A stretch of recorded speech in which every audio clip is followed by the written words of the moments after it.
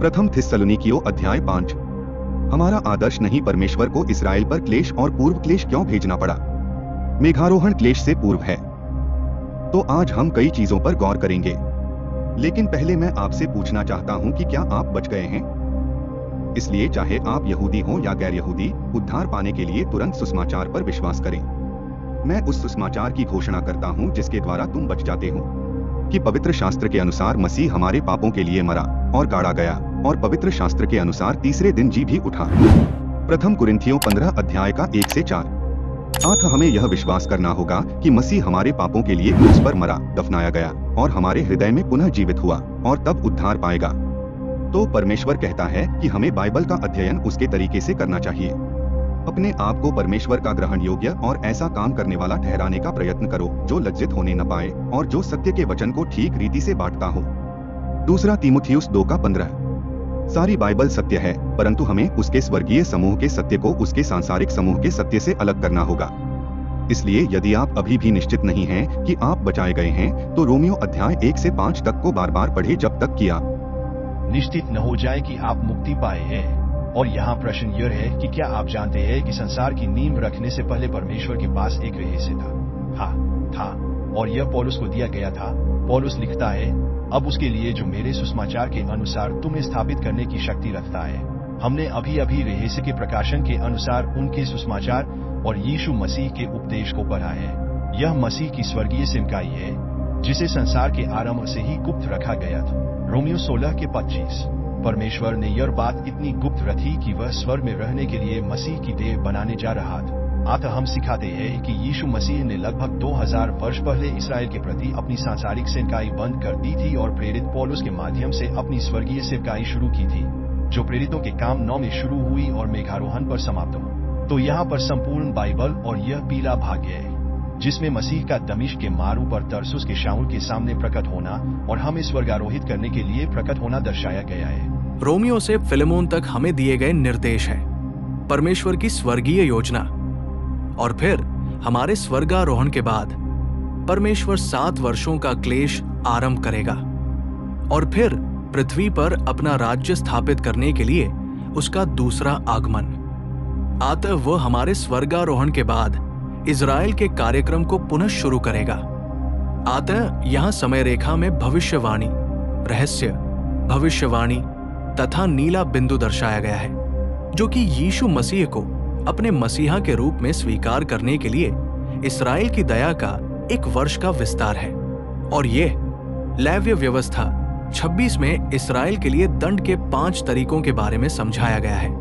मैं तुम्हें अन्य जातियों में तितर बितर कर दूंगा और तुम्हारे पीछे तलवार खींचूंगा और देश उजाड़ हो जाएगा और तुम्हारे नगर उजड़ जाएंगे। लेव्य व्यवस्था 26 के 33। तो वे परमेश्वर के विरुद्ध चलते हैं, इसलिए परमेश्वर ने उनके लिए दंड के 5 मार्ग भेजे और क्लेश के 7 वर्ष। दंड के 5वें मार्ग की 5वीं किस्त का 5वां भाग है, जो अश्शूर और बेबीलोन की बंधुआई से शुरू हुआ था। तो परमेश्वर ने इस भूमि को शुद्ध करने में 70 साल लगाए हैं। इसके बाद वो लोगों को शुद्ध करने में 490 वर्ष और लगाएगा और इस प्रकार वे उसके दूसरे आगमन पर शुद्ध हो जाएंगे। इसलिए हम इसके बारे में थोड़ी और बात करेंगे, लेकिन अभी नहीं। और यदि तुम दंड के 5 मार्गों के विषय में अधिक जानना चाहते हो, तो मैं इस्राएल के पक्ष में हूं। मेरे पास 2 है, 2 भाग की श्रृंखला। इसलिए परमेश्वर ने उनके लिए दंड के 5 मार्ग भेजे और क्लेश के 7 वर्ष। दंड के 5वें मार्ग की 5वीं किस्त का 5वां भाग है, जो अश्शूर और बेबीलोन की बंधुआई से शुरू हुआ था। तो परमेश्वर ने इस भूमि को शुद्ध करने में 70 साल लगाए हैं। इसके बाद वो लोगों को शुद्ध करने में 490 वर्ष और लगाएगा और इस प्रकार वे उसके दूसरे आगमन पर शुद्ध हो जाएंगे। इसलिए हम इसके बारे में थोड़ी और बात करेंगे, लेकिन अभी नहीं। और यदि तुम दंड के 5 मार्गों के विषय में अधिक जानना चाहते हो, तो मैं इस्राएल के पक्ष में हूँ। मेरे पास 2 हैं, 2 भाग की श्रृंखला, और मैं विवरण बॉक्स में एक लिंक डालूंगा। इसलिए पौलुस पहले थिस्सलुनीकियों के अध्याय 5 पद 1 में लिखता है, लेकिन भाइयों, समयों और कालों के बारे में तुम्हें मेरी लिखने की कोई आवश्यकता नहीं है, इसलिए लेकिन ये हमारे मेघारोहण के विपरीत है, या प्रभु से मिलने के लिए हवा में उठाए जाने के विपरीत है, जिसे उसने अध्याय 4 में समाप्त किया है। तुम्हें इसकी जरूरत नहीं है। मैं इस्राएल के प्रभु के दिन के समय और ऋतुओं के विषय में लिखता हूँ। अब हम वे और उन्हें के विपरीत ये और यू और सर्वनामों पर ध्यान देने जा रहे हैं। अतः पौलुस एक विरोधाभास प्रस्तुत कर रहा है। प्रेरितों के काम में समय और ऋतुओं का एक और संदर्भ था। 12 प्रेरितों ने पूछा, हे प्रभु, क्या आप इसी समय इसराइल को राज्य फिर से लौटा देंगे? और उसने उनसे कहा, समयों या ऋतुओं को जानना तुम्हारा काम नहीं है, क्योंकि पिता ने उसे अपने ही अधिकार में रखा है। परंतु तुम पाओगे, अतः पिता ही निर्णय करेगा कि राज्य कब स्थापित किया जाएगा। परंतु जब पवित्र आत्मा तुम पर आएगा तब तुम सामर्थ्य पाओगे और यरूशलेम और यहूदिया और सामरिया में और पृथ्वी की छोर तक मेरे गवाह होगे। प्रथम अंक 6 से 8 तक। अतः 12 प्रेरितों की यह सेवकाई बाधित हो गई, और क्योंकि परमेश्वर ने पौलुस को दमिश्क के मार्ग पर बचाया था और वे प्रेरितों के काम 15 में अपनी सेवकाई जारी न रखने पर सहमत हुए थे, इसलिए अब परमेश्वर स्वर्ग में अनंत जीवन की पेशकश कर रहा है। पृथ्वी पर अनंत जीवन की संभावना स्वर्गारोहण के बाद तक नहीं है। तो चलिए आगे बढ़ते हैं, क्योंकि तुम आप भली भांति जानते हो कि जैसा रात में चोर आता है, वैसा ही प्रभु का दिन आने वाला है। अतः प्रभु का दिन, जो 7 वर्ष का क्लेश है, उसके बाद उसका दूसरा आगमन रात में चोर के समान आता है। अतः पौलुस कहता है कि आप जानते हैं, हम अनुग्रह के युग में रह रहे हैं और परमेश्वर क्या कर रहा है और आगे क्या करने वाला है। आप अच्छी तरह जानते हैं कि यह उन पर चोर की तरह तब आक्रमण करेगा जब कोई नहीं देख रहा होगा। अविश्वासी लोग क्लेश में प्रवेश करेंगे, परंतु विश्वासी नहीं, क्योंकि जब वे कहेंगे कि सब कुशल है और सब कुछ सुरक्षित है, तो उन पर अचानक विनाश आ पड़ेगा। अविश्वासियों को गर्भवती स्त्री पर प्रसव पीड़ा के समान पीड़ा होगी और वे बचेंगे नहीं। तो ये अविश्वासी लोग हैं, क्योंकि और वाचा का राजकुमार छोटे अक्षर पी वह है जो अविश्वासी इसराइल के साथ 7 वर्षीय समझौते पर हस्ताक्षर करता है, ताकि उन्हें पुनर्निर्मित मंदिर में पशु बलि चढ़ाने की अनुमति दी जा सके। उसके बाद लीग ने उनके साथ 7 साल की लीग बनाई। वह छल से काम करेगा और शांति से प्रवेश करेगा। दानियल 11 का 22 से 24। तो आप जानते हैं, ये भविष्यवाणी की गई है, इसलिए एक झूठी शांति उन्हें धोखा देगी और अचानक विनाश शुरू हो जाएगा, जैसे कि जन्म श्रम अप्रत्याशित रूप से शुरू होता है। बढ़ती तीव्रता के साथ ईश्वर ही जानता है कि इजराइल का ध्यान आकर्षित करने के लिए क्या करना होगा। और मैं तुम्हारे बीच में से बलवाइयों को निकाल दूंगा। यह हिजकिय्याह 20 का 38। लेकिन हाँ, इसलिए वो पुनः विश्वासियों से बात करने लगा है। हे भाइयों, तुम अंधकार में नहीं हो कि वो दिन तुम पर चोर की नाई आ पड़े। अतः तुम सब ज्योति की संतान और दिन की संतान हो। हम न तो रात के हैं, न ही अंधकार के। अतः मसीह की देह न तो रात की है, न अंधकार की। अतः रात क्लेश है और अंधकार शैतान का राज्य है। कुलुसियों में पौलुस ने कहा, किसने हमें अंधकार के वश से छुड़ाकर अपने प्रिय पुत्र के राज्य में प्रवेश कराया है, जिसमें हमें उसके लोहू के द्वारा छुटकारा अर्थात पापों की क्षमा मिली है। अतः हम शैतान से निकालकर मसीह में आ गए हैं। कुलुसियों 1 का 13 और 14। पुत्र जो आत्मा हम में है, हमें परमेश्वर के पवित्र वचन को समझने के लिए प्रकाशित करता है। इसलिए हम दूसरों की तरह सोते न रहें, बल्कि जागते और सचेत रहें। क्योंकि जो सोते हैं वे रात को सोते हैं, और जो मतवाले हैं वे रात को मतवाले होते हैं। परंतु हम जो दिन के हैं, विश्वास और प्रेम की झुंड पहनकर सचेत रहें। और हेलमेट से मुक्ति की आशा, इसलिए उन्होंने विश्वास, प्रेम और आशा का उल्लेख किया। अतः हम परमेश्वर के प्रति विश्वास, दूसरों के प्रति प्रेम तथा क्लेश से पहले स्वर्गारोहण की आशा रखेंगे, जो कि आरोपित धार्मिकता और स्वर्गारोहण की प्रतिज्ञा के द्वारा उसकी आत्मा को प्राप्त करने की एक आश्वस्त अपेक्षा है। अतः जब हम विश्वास करते हैं कि मसीह हमारे पापों के लिए क्रूस पर मरा, दफनाया गया और जी उठा, तब एक लेन देन घटित होता है। मेरे पाप उस पर डाल दिए गए और मैंने उसका जीवन, उसकी आत्मा मुझ में, उसकी धार्मिकता प्राप्त की। यह आरोपित धार्मिकता थी। धार्मिकता यीशु मसीह ने न केवल हमारे पाप के ऋण को पूरी तरह से चुका दिया है, बल्कि उसने हमें अपना जीवन, अपना प्रकाश, अपने निर्देश दिए हैं, ताकि हम इस वर्तमान संसार में सही जीवन जी सकें। इसलिए हम 1 मिनट में इस पर गौर करेंगे। इसलिए हमें काम में सोए नहीं रहना चाहिए, बल्कि परमेश्वर की सेवा करने के अवसर की प्रतीक्षा करनी चाहिए। विश्वासियों को गलत ध्यान, गलत सिद्धांत और अज्ञानता के कारण नींद आ सकती है। सबसे प्रेमपूर्ण कार्य जो हम कर सकते हैं, वह है सुसमाचार को साझा करना। पहले कुरिन्थियों 15 के 3 और 4 और दाहिने भाग में, अविश्वासी लोग परमेश्वर की बातों के प्रति सोए हुए हैं और मनुष्यों के बनाए हुए संप्रदायों और झूठे सिद्धांतों से नशे में हैं। परमेश्वर के प्रति विश्वास और दूसरों के प्रति प्रेम। प्रत्येक सदस्य को अपनी सेना में एक सैनिक बनने के लिए बुलाया जाता है। इसलिए मैं आपको एक और चीज दिखाता हूँ, क्योंकि यह उद्धार का दिन है। पौलुस ने कुरिन्थियों 6 का 1 और 2 में ऐसा कहा है, सो हम भी उसके सहकर्मी होकर तुमसे विनती करते हैं कि परमेश्वर का अनुग्रह जो तुमने पाया व्यर्थ न जाने दो। इसलिए यदि हम किसी के साथ सुसमाचार साझा नहीं करते तो हमें परमेश्वर का अनुग्रह व्यर्थ ही प्राप्त होता है। क्योंकि वो कहता है कि मैंने तेरी सुन ली और उद्धार के दिन मैंने तेरी सहायता की है। देखो, अब उपयुक्त समय आ गया है। देखो, अब उद्धार का दिन है। इसलिए परमेश्वर ने हमें बचाए जाने में मदद की। अब चूंकि उसने हमारी सहायता की है, यह उद्धार का दिन है। अनुग्रह के वितरण के दौरान, क्योंकि क्लेश के दौरान बचा पाना लगभग असंभव होगा। और साथ ही उसने प्रथम थिस्सलुनीकियों 1 का 3 में विश्वास, प्रेम और आशा का भी उल्लेख किया है। उनका विश्वास का कार्य, प्रेम का परिश्रम और आशा का धैर्य। तो यहाँ प्रश्न है कि पौलुस हमें क्लेश से गुजरने के लिए तैयार क्यों नहीं करता है? क्योंकि परमेश्वर ने हमें क्रोध के लिए नियुक्त नहीं किया जो क्लेश है। क्योंकि परमेश्वर ने हमें क्रोध के लिए नियुक्त नहीं किया जो क्लेश है। ये पद 9 है, परंतु इसलिए कि हमारे प्रभु यीशु मसीह के द्वारा उद्धार प्राप्त करें, जो हमारे लिए मरा, कि हम चाहे जागरें चाहे सोएं उसके साथ जिएं। इसलिए हमें 7 वर्षों के क्लेश से गुजरने के लिए नियुक्त नहीं किया गया है, क्योंकि यह इसराइल के लिए नियुक्त किया गया है। और चाहे हम जीवित हों या मृत, वो हमें संकट से पहले ही इस ग्रह से उठा ले जाएगा। इसलिए एक दूसरे को शांति दो और एक दूसरे की उन्नति का कारण बनो, जैसा कि तुम करते भी हो। इसलिए एक दूसरे को इस बात से सांत्वना देते रहो। आप जानते हैं, पहले थिस्सलुनीकियों 1:10 में ऐसी जानकारी नहीं है। उन्होंने कहा, और स्वर्ग से उसके पुत्र की प्रतीक्षा करो, जिसे उसने मृतकों में से जीवित किया, अर्थात यीशु मसीह, जिसने हमें आने वाले क्रोध से बचाया। इस प्रकार हम 7 वर्षों के क्लेश से बच गए। और गलातियों 1:4 में उसने कहा, जिसने अपने आप को हमारे पापों के लिए दे दिया, कि हम छुटकारा पाएं, कि हमारे परमेश्वर और पिता की इच्छा के अनुसार हमें इस वर्तमान बुरे संसार से छुड़ाए। अतः ये परमेश्वर और हमारे पिता की इच्छा है कि हम इस वर्तमान बुरे संसार से क्लेश से पहले सामूहिक निकास अर्थात स्वर्गारोहण प्राप्त करें। तो आइए यहाँ कुछ अन्य बातों पर भी नजर डालें। अतः स्मरण रखें कि यूहन्ना बपतिस्मा देने वाले ने क्या कहा था। परंतु जब उसने बहुत से फरीसियों और सदूकियों को अपने बपतिस्मा के लिए आते देखा, तो उनसे कहा, हे सांप के बच्चों, तुम्हें किसने जता दिया कि आने वाले क्रोध से भागो? पौलुस ने कहा, इसलिए स्मरण रखो कि उसके पुत्र का स्वर्ग से आने का इंतजार करो, जिसे उसने मरे हुओं में से जिलाया है।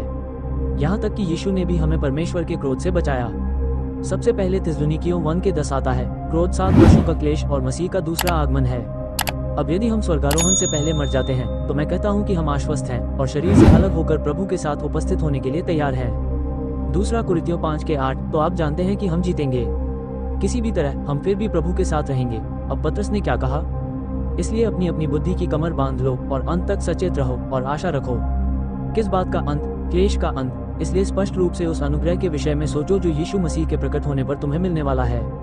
प्रथम पतरस 1:13, अतः अनुग्रह ही नई वाचा है। ठीक है, तो पतरस दूसरे आगमन या यीशु मसीह के रहस्योद्घाटन के बारे में बात कर रहा है। तो पतरस 4:12 में और क्या कहता है?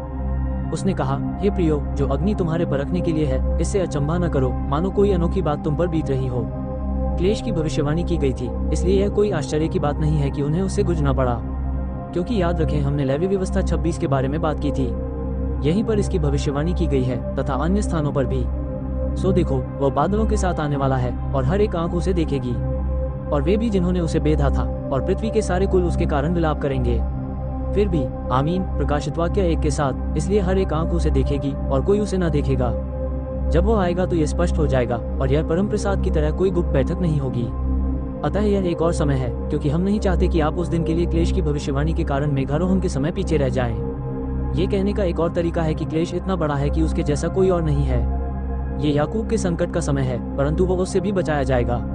याकूब का संकट यिर्मयाह 30:7, अतः विश्वासी अर्थात छोटा झुंड इससे बच जाएगा।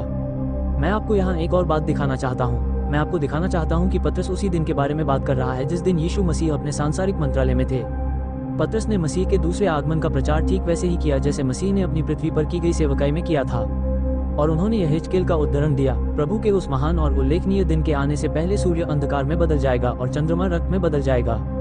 प्रेरितों 2:20, अतः प्रभु ने सूर्य के अंधकार में होने का उल्लेख किया था। उन दिनों के क्लेश के तुरंत बाद सूर्य अंधकार में हो जाएगा और चंद्रमा अपना प्रकाश नहीं देगा और तारे आकाश से गिर पड़ेंगे इत्यादि। मत्ती 24:29 में, मेरा मतलब है कि यशायाह 9:6 और 7 में ऐसा कहा गया है, क्योंकि हमारे लिए एक बालक उत्पन्न हुआ, हमें एक पुत्र दिया गया है, अर्थात वो बालक स्त्री के वंश से हुआ।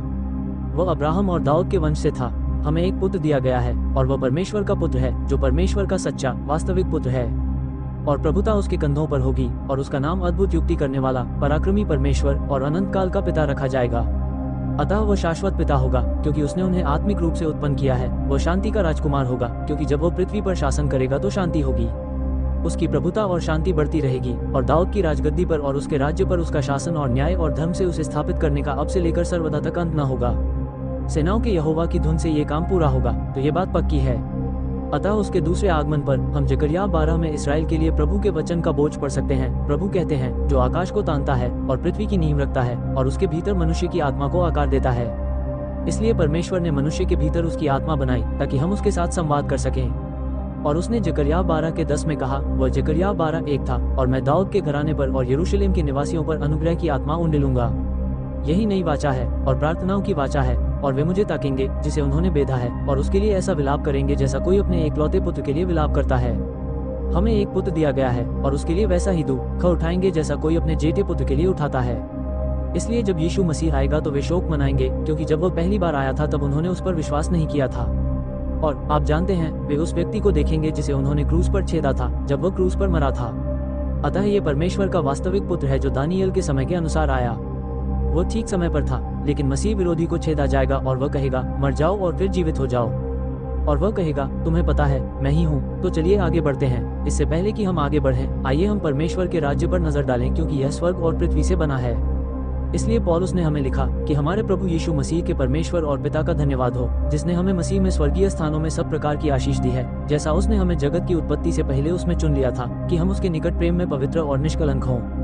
इफिसियों 1:3 और 4। इसलिए उसने एजेंसी को चुना, मसीह के शरीर को, व्यक्तियों को नहीं, लेकिन वह जानता था कि वे कौन होंगे। उसने इसराइल से क्या कहा, धन्य है वे जो नम्र हैं, क्योंकि वे पृथ्वी को विरासत में प्राप्त करेंगे। मत्ती 5:5। गलत विभाजनकर्ता मसीह की सांसारिक सेवकाई का अनुसरण करते हैं, लेकिन हमारे लिए स्वर्ग का मार्ग निर्धारित है। परमेश्वर के दो समूहों का भिन्न गंतव्य अंतरों को स्पष्ट करता है, और इसीलिए शैतान हमारी धन्य आशा पर आक्रमण करना चाहता है। पिता के पास 2 गुना अनंत योजना और उद्देश्य है, इसराइल के माध्यम से पृथ्वी को पुनः प्राप्त करना और मसीह की देह के माध्यम से स्वर्ग को पुनः प्राप्त करना, क्योंकि हम दृष्टि से नहीं अपितु विश्वास से चलते हैं। दूसरा कुरिन्थियों 5:7। आप विश्वास के द्वारा मसीह को ग्रहण करते हैं और इसलिए हमारे निर्देशों पर विश्वास के द्वारा चलते हैं। रोमियो से फिलेमोन तक बाकी बाइबल राज्य के लिए है, पृथ्वी पर राज्य इसराइल के निर्देश। तो आइए हम पद 12 को जारी रखें। और हम तुमसे विनती करते हैं कि जो तुम्हारे बीच परिश्रम करते हैं और प्रभु में तुम्हारे अगुआ हैं, उन्हें पहचानो और तुम्हें शिक्षा देते हैं, और उनके काम के कारण प्रेम से उनका बहुत आदर करो और आपस में शांति से रहो। तो जान लो कि किसने सच्चा वचन सिखाने का काम किया है, और विश्वासियों के बीच शांति से रहो। अब हे भाइयों, हम तुमसे विनती करते हैं कि जो लोग उपद्रवी हैं उन्हें चेतावनी दो, दुर्बल मन वालों को सांत्वना दो, कमजोर लोगों का समर्थन करें, सभी लोगों के प्रति धैर्य रखें। अतः अनियंत्रित वे लोग हैं जो काम नहीं करेंगे। कमजोर मन वाले लोग पौलीन विश्वास में कमजोर हैं, और फिर कुछ ऐसे भी हैं जो कमजोर हैं क्योंकि वे काम नहीं कर सकते। हमें अपना बदला नहीं लेना है, ये परमेश्वर का काम है। देखो, कोई किसी से बुराई के बदले बुराई न करे, बल्कि आपस में और सब मनुष्यों के साथ भलाई करने का प्रयास करो। सदा आनंदित रहो। अतः हम आनंदित हैं कि हम स्वर्ग और पृथ्वी से बने परमेश्वर के राज्य में सदा खुशी से रहेंगे, और हमें क्लेश से होकर नहीं गुजरना पड़ेगा। बिना रुके प्रार्थना करो। परमेश्वर हमारे विचारों को जानता है, इसलिए हमें अपने मन में उससे बात करनी चाहिए। पौलीन प्रार्थना का एक उदाहरण यह है, अपनी आध्यात्मिक समझ में दूसरों के उद्धार के लिए प्रार्थना करें। 3. प्रभु की इच्छा पूरी करने के लिए हमें सशक्त बनाना, क्योंकि हम उसके वचन पर विश्वास करते हैं। प्रथम तीमुथियुस 2:4, प्रथम थिस्सलुनीकियों 2:13। हम सभी परिस्थितियों में परमेश्वर को धन्यवाद देते हैं। परमेश्वर चाहता है कि हम कृतज्ञ रहें, बिना रुके प्रार्थना करें। सब कुछ में धन्यवाद करो, क्योंकि तुम्हारे लिए मसीह यीशु में परमेश्वर की यही इच्छा है। आत्मा को न बुझाएं। हम आत्मा को बुझाते हैं जब हम इसे पढ़ने के लिए बाइबल नहीं खोलते हैं। भविष्यवाणी को तुच्छ न समझें। अतः प्रेरितों के कार्य के दौरान, और यह पत्र प्रेरितों के कार्य 18 में लिखा गया है, रहस्यपूर्ण ढंग से भविष्यद्वक्ताओं ने वे बातें कही जो प्रभु ने पहले ही प्रेरित पौलुस को बता दी थी। तो आइए हम उस पर एक नजर डालें। सबसे पहले मैं परमेश्वर के राज्य के बारे में थोड़ी बात करूं, क्योंकि पौलुस ने अपनी इच्छा का भेद अपनी सुइच्छा के अनुसार हमें बताया है कि जो कुछ उसने अपने आप में ठान लिया है कि समयों के पूरे होने का प्रबंध होने पर जो कुछ स्वर्ग में है और जो कुछ पृथ्वी पर है, सब कुछ मसीह में एकत्र करे।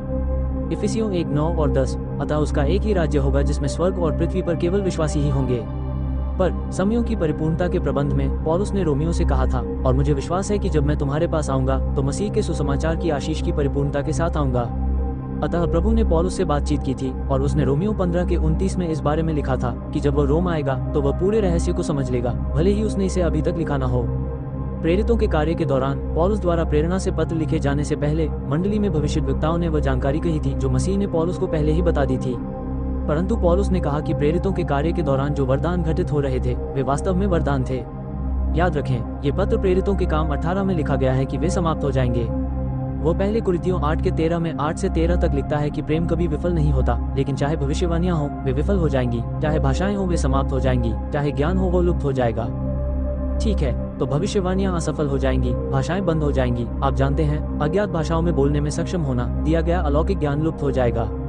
अभी के लिए हम आंशिक रूप से जानते हैं और आंशिक रूप से भविष्यवाणी करते हैं, परंतु जब वो जो सिद्ध है आएगा तब वो जो अधूरा है मिट जाएगा। तो उनके पास रहस्य का केवल एक भाग ही था, लेकिन जो पूर्ण है वह हमारे सभी निर्देशों की संपूर्ण समझ है।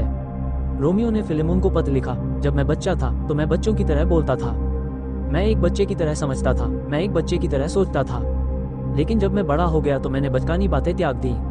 अतः मसीह के शरीर के बचपन में यीशु द्वारा पौलुस को सब कुछ प्रकट किए जाने से पहले हमने इसे एक बच्चे के रूप में समझा, परंतु जब हमें सारे रहस्य का ज्ञान हो गया तब हमने पाप के वरदानों को त्याग दिया जो बचकानी बातें थी। अभी हम शीशे के आर पार अस्पष्ट रूप से देख सकते हैं, लेकिन उसके बाद हम आमने सामने होंगे। अब मुझे आंशिक रूप से पता है, परंतु तब मैं भी वैसे ही जानूंगा जैसे मैं भी जाना चाहता हूँ। तो हम रहस्य का पूरा हिस्सा जान जाएंगे, न कि केवल उसका कुछ हिस्सा। और अब विश्वास, आशा और प्रेम ये 3 स्थायी हैं, लेकिन इनमें सबसे बड़ा दान है 1 कुरिन्थियों 13 अध्याय के 8 से 13 तक। इसलिए उन्होंने विश्वास, आशा और प्रेम का उल्लेख किया। पुनः मसीह जैसा प्रेम, आध्यात्मिक वरदानों का प्रदर्शन अंतिम बार 61 के आसपास 28वें अधिनियम में किया गया था। वे अभी प्रभावी नहीं है, परंतु मेघारोहण के बाद वे हम में मसीह की आत्मा की शक्ति बन जाएंगे। उसके वचन का प्रयोग हमें योग्य सेवक और राजदूत बनाता है। आज हमें आत्मिक वरदानों की आवश्यकता नहीं है, क्योंकि हमारे अंदर परमेश्वर का संपूर्ण वचन और उसकी आत्मा है। बिना पढ़े एक दिन बर्बाद होता है। हर दिन हम अपने मन को उसके वचन के साथ पुनः प्रोग्राम कर सकते हैं। इसलिए पौलुस पद 21 में आगे कहता है, सभी बातों को सिद्ध करो, जो अच्छा है उसे दृढ़ता से थामे रहो। इसलिए पवित्र शास्त्र की सारी शिक्षा को ठीक ठीक साबित करो, और जो कुछ परमेश्वर ने कहा है उसे दृढ़ता से थामे रहो। हर प्रकार की बुराई से दूर रहो। किसी को भी हमारी निष्ठा पर संदेह करने का कोई कारण नहीं होना चाहिए, और शांति का परमेश्वर तुम्हें पवित्र बनाए। और मैं परमेश्वर से प्रार्थना करता हूँ कि आपकी पूरी आत्मा और प्राण और शरीर हमारे प्रभु यीशु मसीह के आगमन तक निर्दोष सुरक्षित रहें। इसलिए पौलुस चाहता है कि हम पूरी तरह से अलग और निर्दोष रहें, ताकि हम अभी और भविष्य में परमेश्वर की सेवा कर सकें। हमारा आंतरिक मनुष्य हमारी आत्मा से बना है, जो हमारे मन में है, और हमारी आत्मा से, जो हमारे हृदय में है। और फिर हमारा शरीर उन्हें अपने साथ लेकर चलता है। हमारे मन में जो आत्मा है वो हमें परमेश्वर के साथ संवाद करने में सक्षम बनाती है। मूल्यवान कोई भी कार्य इसलिए किया जाता है क्योंकि उसकी आत्मा हम में है, और इसलिए उसने कहा, निर्दोष बनाए रखा गया। परमेश्वर आपको पवित्र बनाए रखने, अपने उपयोग के लिए अलग रखने तथा अपनी प्रबल पुनरुत्थान और स्वर्गारोहण की शक्ति से हमें आरोहित करने में समर्थ है, क्योंकि यह परमेश्वर ही है जो अपनी भलाई, इच्छा और अपनी इच्छा के अनुसार तुम्हारे भीतर कार्य करता है। फिलिप्पियों 2:13। इसलिए प्रत्येक अध्याय प्रभु के अपनी कलीसिया के लिए पुनरागमन के संदर्भ के साथ समाप्त होता है, और इसने कहा कि जो तुम्हें बुलाता है वह निर्दोष है, और वह ऐसा ही करेगा। तो आइए हम यहाँ पर एक त्वरित नजर डालें कि कैसे परमेश्वर हमारे अंदर से बाहर की ओर कार्य करता है, जबकि शैतान हम पर बाहर से अंदर की ओर आक्रमण करता है।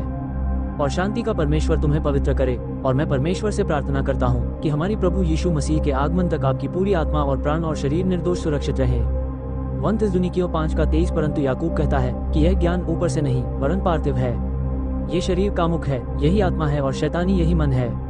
अतः हम आत्मा, प्राण और शरीर हैं, और जब हम सुसमाचार पर विश्वास करते हैं तब उसकी आत्मा हमारी आत्मा के साथ जुड़ जाती है। परंतु जो प्रभु से जुड़ा रहता है वो उसके साथ एक आत्मा हो जाता है। 1 कुरिन्थियों 6:17। इसलिए हम उसके वचन में सत्य पाते हैं, और हमारी आत्मा हमारे मन में है, और हमारी आत्मा हमारे हृदय में है। और जब हम सुसमाचार पर विश्वास करते हैं तो उसकी आत्मा बाइबल को समझने में हमारी सहायता करने के लिए हमारे अंदर आती है। भाइयों, अब हम अपनी बात समाप्त करते हैं। हमारे लिए प्रार्थना करें। श्लोक 25। सभी भाइयों को पवित्र चुंबन से नमस्कार करो। इसलिए हम अभी पॉल के लिए प्रार्थना नहीं कर सकते, लेकिन हम अपने पादरियों और शिक्षकों के लिए प्रार्थना कर सकते हैं, और हम एक दूसरे के प्रति स्नेही हो सकते हैं। मैं तुम्हें प्रभु की शपथ दिलाता हूँ कि यह पत्र सभी पवित्र भाइयों को पढ़ा जाए। हमारे प्रभु यीशु मसीह का अनुग्रह तुम पर होता रहे। आमीन। थिस्सलुनीकियों को लिखा गया पत्र यहीं समाप्त होता है। परमेश्वर को अपने सांसारिक समूह को पुनः आरंभ करने से पहले अपने स्वर्गीय समूह को हटाना होगा। परमेश्वर का वचन स्थानीय सभा में था, और शैतान और उसके विचार पूरी कलीसिया तक बाहर थे, जब तक कि पूरी बाइबल लिखी और प्रकाशित नहीं हुई। अब ठीक है, एक विशेष पृष्ठ है जिसके बारे में मैं आपको 1 मिनट में बताऊंगा कि चर्च की सबसे बड़ी भूल क्या है। ये कहना कि मसीह का शरीर या तो क्रूस पर शुरू हुआ या फिर दूसरे कार्य में, जबकि यह वास्तव में 9वें कार्य में शुरू हुआ, जब पौलुस को दमिश्क के रास्ते पर यीशु मसीह की एक गुप्त बैठक द्वारा बचाया गया, और तब अनुग्रह का वितरण और मसीह का शरीर शुरू हुआ। और फिर हमारे उत्साह पर एक और गुप्त बैठक होने जा रही है। प्रभु यीशु मसीह ही वह है जो स्वर्ग को एक अद्भुत स्थान बनाएगा। और देखो, पॉल हम सबके साथ यहाँ है। मैं वहाँ हूँ, और इसलिए ऊपर जाने के लिए इंतजार नहीं कर सकता। तो यहाँ कुछ किताबें हैं जो आपकी मदद कर सकती हैं। परमेश्वर का रहस्य बाइबल का एक सिंहावलोकन है। और ये पृष्ठ 34 पर वह चार्ट है जिस पर मैंने संक्षेप में चर्चा की थी। रोमनों को सही ढंग से विभाजित करने वाली अध्ययन मार्गदर्शिका अगली पुस्तक होगी जिसे पढ़ा जाना चाहिए कि किंग जेम्स बाइबल पवित्र बाइबल क्यों है। क्या परमेश्वर के पास मानव जाति के लिए 7000 साल की योजना हो सकती है? पूर्व क्लेश उत्साह की निश्चितता और पहले और दूसरे थिस्सलुनीकियों को सही ढंग से विभाजित करना अध्ययन मार्गदर्शिका। ये सभी पुस्तकें बहुत उपयोगी टिप्पणियां हैं। ये सभी अमेज़न पर उपलब्ध हैं और पेपरबैक या किंडल में उपलब्ध हैं। कुछ ऑडियो बुक में आते हैं। बहुत से लोगों के पास हमारी सभी पुस्तकें हैं। इसलिए हम अपने बाइबल अध्ययन में मिड एक्ट्स पॉलिन डिस्पेंसेशनल हैं, न कि पेंटिकोस्टलिज्म। ठीक है, तो शैतान उस बात को छिपाना चाहता है जिसे परमेश्वर ने पौलुस के माध्यम से प्रकट किया था। शैतान के पास एक षड्यंत्र है, परंतु परमेश्वर के पास एक योजना है। शैतान नहीं चाहता कि हम मेघारोहण के बारे में जानें, ताकि हम ऊपर जाने से पहले दूसरों को बचाने के लिए कड़ी मेहनत न करें। हमारी वेबसाइट marianmanly.com है। हमारे YouTube channel Salvation, Rightly Dividing and the Rapture है। हमारा ईमेल पता gmail.com है। हमें रंबल और X, WhatsApp और Facebook पर ढूंढें। हमारे अध्याय निःशुल्क पाएं। हमारे पुराने वीडियो संलग्न करें। हमारे वीडियो एक पूरे अध्याय को कवर करते हैं और बाइबल शिक्षकों के लिए उपयोगी हैं। जब हम परमेश्वर के वचन को सही ढंग से विभाजित करते हैं तो यह इतना दिलचस्प हो जाता है कि हम इसे देखकर तृप्त नहीं हो पाते। हर व्यक्ति जिसमें उत्साह है ऊपर जा रहा है। परमेश्वर के रहस्य फेसबुक पेज पर भी इन वीडियो का सेट उपलब्ध है। हम सुसमाचार और रहस्य को साझा करके परमेश्वर की सेवा करते हैं। यहाँ तक कि इस वीडियो में भी जो बाइबल सिखाता है हम अपने मित्रों की थोड़ी सी मदद से सच्चाई जान पाते हैं। कृपया लाइक करें, शेयर करें और सब्सक्राइब करें और इसके लिए धन्यवाद।